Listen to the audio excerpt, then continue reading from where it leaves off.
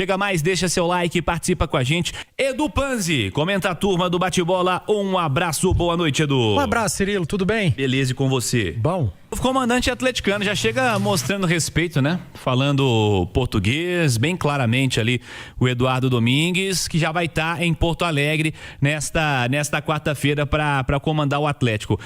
Aliás, para comandar não, para assistir o Atlético, que ainda vai ser comandado pelo Lucas, o Edu. E o que você espera do trabalho do Lucas Gonçalves para esse jogo, que é o principal desafio nessa sequência, né?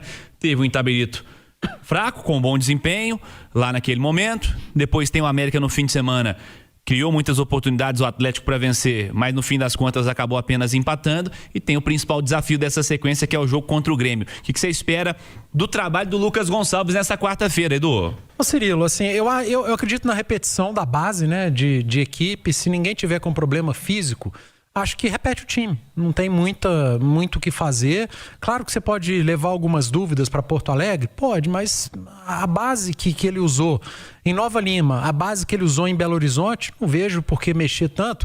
E sendo muito sincero, o Lucas ele mexeu na estrutura, ele mudou o Atlético taticamente, mudou alguns jogadores de setor, alguns jogadores de algumas funções de determinados jogadores, mexeu em peças. Mas a gente viu muito do mesmo, sabe? O Atlético criando oportunidades e perdendo oportunidades incríveis. O Atlético tomando gols completamente idiotas. Lá em Nova Lima, na Arena MRV. Lá em Nova Lima não fez falta porque o time foi muito eficaz. Criou e marcou os gols. Na Arena criou, e aí é o treino, é o trabalho do dia a dia. Mas na hora de finalizar, aí é o atleta. Aí é o jogador. O acabamento da jogada só tem um responsável, o jogador de futebol. Não sou eu, não é o caixa, não é o árbitro, não é o Lucas Gonçalves. É o Hulk, é o Igor Gomes, é o Dudu, é o Bernard. Eles são os responsáveis pelo acabamento, tanto ofensivo quanto defensivo. O lateral, quem cobrou, não foi o João Vitor Cirilo nem o Lucas Gonçalves, foi o Lodge. O gol perdido dentro da pequena área, quem perdeu foi o Hulk. Em compensação, lá em Nova Lima, não fui eu, o Edu Panzi, o comentarista, que acertou o pé, né? Não foi nem o Lucas Gonçalves. Foi o Hulk que fez teve uma noite espetacular, marcou 3 gols, né? Teve o Renier, que foi muito bem, o Cassierra, que entrou. Então, chega um momento do jogo que a responsabilidade ela é toda do jogador. O trabalho do treinador tá ali, em fazer você criar oportunidades, num momento de dificuldade, encontrar soluções, como aconteceu no clássico, no intervalo, quando o Atlético teve um primeiro tempo de muita dificuldade e com uma mexida no posicionamento e na função do Alan Franco, o jogo mudou. E o Atlético controlou o América e criou 1, 2, 3, 4 oportunidades e marcou 1. Aí o Valentim fez uma ótima leitura também, mexeu bem e o América chegou uma vez lá e fez o gol. O América foi eficaz, o Atlético nem tanto. Então eu espero o Lucas Gonçalves com uma manutenção de equipe e espero que seja um Atlético em campo mais próximo nas finalizações de Nova Lima do que da Arena MRV. Vamos ver, né, como o Lucas Gonçalves vai de fato armar essa equipe para esse duelo de amanhã. Daqui a pouquinho o Cláudio vai trazer mais detalhes quanto a isso. Lembra a estreia do Atlético em Porto Alegre ano passado? A carreta de gols que o Atlético perdeu? Sim. E aí o Grêmio foi lá e fez o quê? Gol. E ganhou o jogo. Simples assim. Amanhã, noite do Galo, em Porto Alegre. Deixa eu chamar o nosso Cláudio Rezende ao vivo, com detalhes do Atlético, que já vai estar sob olhares do novo comandante para um jogo duro, jogo difícil, onde o Atlético costuma ter dificuldade. Que a história seja diferente nesta quarta-feira. Cláudio, um abraço, boa noite.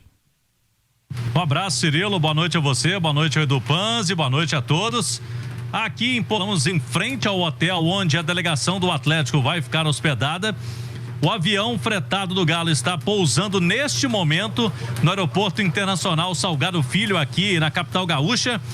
E dentro de meia hora, 40 minutos, a gente vai fazer o registro ainda durante a turma do bate-bola da chegada do Atlético aqui ao hotel na capital gaúcha. A exemplo de boa parte de Minas Gerais, chove nesse momento e vem chovendo durante quase todo o dia aqui em Porto Alegre. Uma chuva fina, não veio forte a chuva por aqui e a temperatura está agradável, está em 26, 27 graus durante todo o dia. E o Atlético chegando para esse jogo importante sob os olhares da manhã do novo comandante, do técnico Eduardo Barba Domingues, que foi oficialmente anunciado pelo Galo hoje no final da manhã. Assina contrato até dezembro do ano que vem. E o Barba Domingues chega amanhã, viu, Cirilo? Aqui na hora do almoço. Então a expectativa é que ele chegue aqui ainda para o almoço e depois será apresentado aos atletas e acompanha o jogo, mas não à beira do gramado. Amanhã ele não comanda o time ainda. É bom a gente bater nessa tecla. Amanhã o Galo segue sob o comando do técnico interino Lucas Gonçalves, que comandou as atividades de ontem e hoje pela manhã na cidade do Galo, está vindo com o time aqui para Porto Alegre. O Eduardo Domingues, Cirilo, que vai vir com o seu representante e também com o auxiliar técnico mais próximo dele, que é o Leandro Dias. E esses três pessoas, nele mais 2 pessoas, vão chegar amanhã aqui no hotel para se juntar à delegação do Atlético. Ele vai trabalhar com outros 5 profissionais. Eu citei aí o Leandro Dias. Tem um outro auxiliar, que é o Alan Sanches. Tem os preparadores físicos Martim Fratini e o Adrian Vaccarini. E ainda o analista de desempenho, o Bruno Oliveto. São os profissionais que chegam para trabalhar com o Barba Domingues. Um detalhe, viu, Cirilo? Nós conseguimos apurar agora à tarde que o River Plate tentou atravessar a negociação mesmo do treinador com o Atlético. O River Plate, que teve a saída confirmada do Galhardo, tentaram oferecer um salário mais atrativo para ele, mas ele já tinha dado a palavra ao Atlético e, pela minha apuração com membros da diretoria do Galo, ele foi muito firme. A postura do Barba Domingues foi muito firme, não quis nem cogitar a possibilidade, já estava com a palavra dada ao Atlético, mas ele não tinha assinado o contrato. Se o cara não fosse de palavra, Cirilo, poderia ter dado ruim essa situação, porque o River Plate também é um gigante do futebol argentino e ofereceu uma grana boa para que ele pudesse ficar por lá. Mas ele aceitou o desafio e está chegando para ser o novo comandante do Galo, Cirilo. Novo comandante atleticano, já chega mostrando respeito, né? Falando português, bem claramente ali, o Eduardo Domingues, que já vai estar em Porto Alegre nesta quarta-feira para comandar o Atlético. Ô, Cláudio Rezende, chega mais, vamos trazer mais do Galo. Fala aí, Cláudio. E aqui o esquema já está todo montado para a chegada do Atlético. Já fica o convite, hein? Na segunda parte da turma do bate-bola, vamos fazer a chegada, vamos trazer aqui imagens dos jogadores, um entrevistado daqui a pouquinho na turma do bate-bola. Segundo tempo, Cirilo, vamos trazer os relacionados.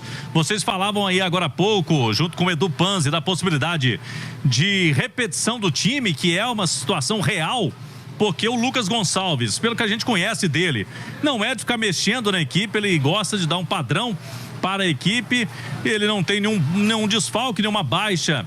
Então, os relacionados do Galo, quem está no YouTube, a gente tem a lista aí dos relacionados do Atlético. Um provável time de Everson, Natanael, Juan, Vitor Hugo e o Renan Lodge, Maicon, Alan Franco, Vitor e o Scarpa lá na frente, o Dudu com o Hulk. Ele tem como opções Gabriel Delfim e Pedro Cobra, que são os goleiros. Preciado para a lateral direita, os zagueiros Ivan Roman e Júnior Alonso. Cissé tá de volta, hein? Cissé veio para a viagem, quem não veio foi o Patrick. Patrick estava no banco no fim de semana, não foi utilizado. O Cissé tá de volta. Tomás Pérez está aqui também, pode estrear. Tem o Igor Gomes, Bernard, o Reinier, o Alan Minda com o Cassierra e ainda o Coelho. São 24 jogadores relacionados pelo técnico interino Lucas Gonçalves para essa partida de amanhã. E aí, Cirilo, o Atlético tenta mudar um pouco o panorama aqui de jogos contra o Grêmio. Até aqui são 12 jogos, 12 partidas na Arena do Grêmio. O Galo venceu apenas 2 vezes. Lá em 2013, naquele time campeão da Libertadores com o Ronaldinho Gaúcho, e em 2024 numa virada espetacular num domingo pela manhã no Campeonato Brasileiro, 3-2 para o Galo. No segundo tempo, uma grande atuação do Galo, inclusive com gol do Scarpa de pênalti. Pois é, Cláudio, vamos falar mais um pouquinho sobre essa partida, esse Grêmio e Atlético. Ô Marques, vamos lá. Você repetiria o time? Você faria algum tipo de mudança? Porque ainda é o Lucas Gonçalves, né? Não é Eduardo Domingues ainda, não deu treino, nem vai dar treino. Não deu tempo disso, né? Ele vai, de fato, participar da preparação para o jogo do fim de semana contra o América.